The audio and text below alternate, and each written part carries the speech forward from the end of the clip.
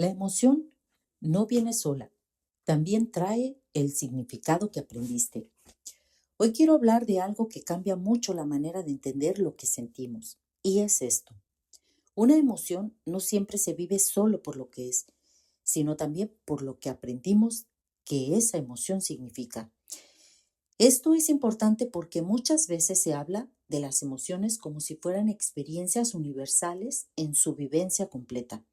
Y sí, claro, el miedo, la tristeza, el enojo, la alegría son emociones humanas, pero el modo en que cada persona las interpreta no siempre es igual.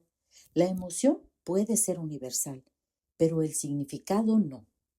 Por ejemplo, llorar. Para una persona llorar pudo significar algo acompañado, algo permitido, algo que se dejaba sentir, algo que recibió ternura, sostén o comprensión.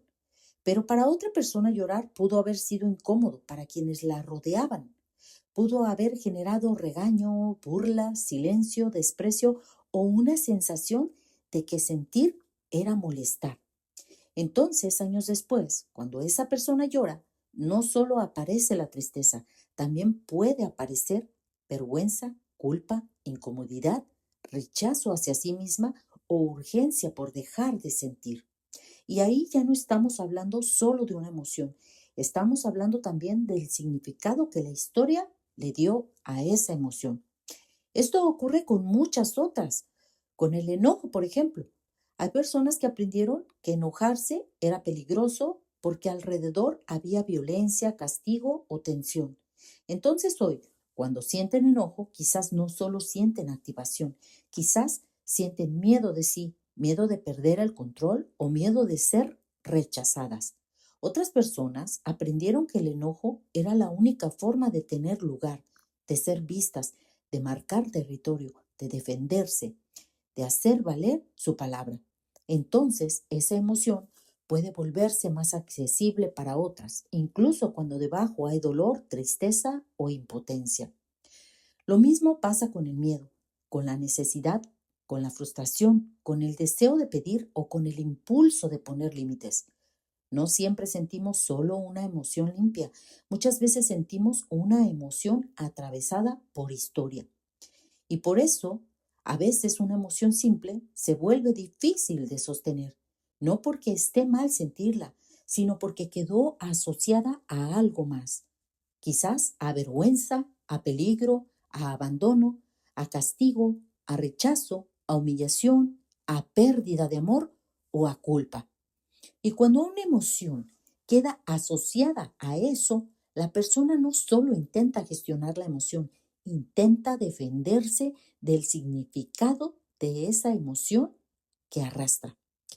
Ahí está una de las claves, porque muchas veces una persona dice, no sé por qué me cuesta tanto cuando siento esto, no entiendo por qué reacciono así, no entiendo por qué siento esto. Y tal vez la respuesta no está solo en la emoción presente, tal vez está en la historia que le enseñó a esa persona lo que significaba sentir eso o lo que significaba reaccionar a eso.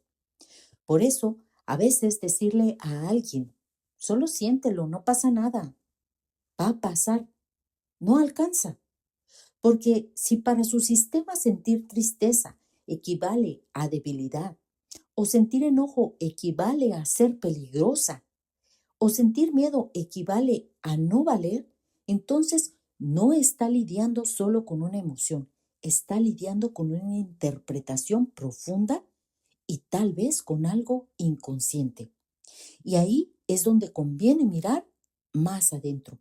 Quizás un comienzo para una gestión más adecuada podría ser comenzar con preguntas. Por ejemplo, ¿qué aprendí acerca de lo que significa esta emoción?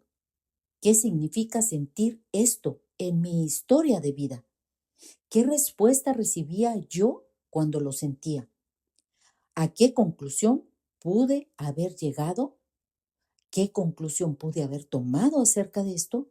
¿O qué conclusión pudo haber quedado grabada en mí?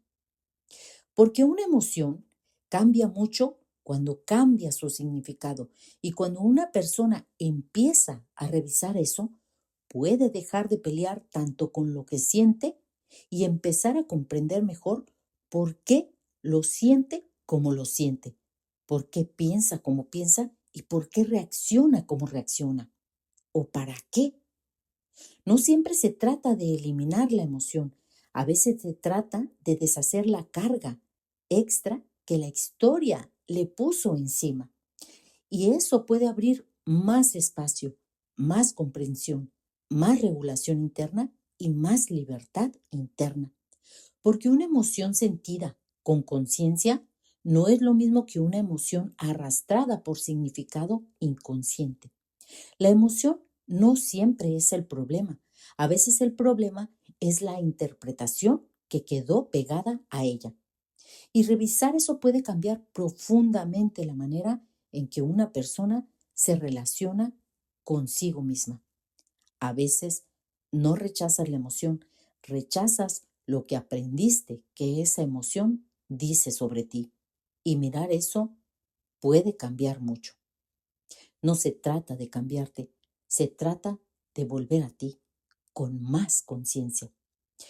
Calma primero, claridad después.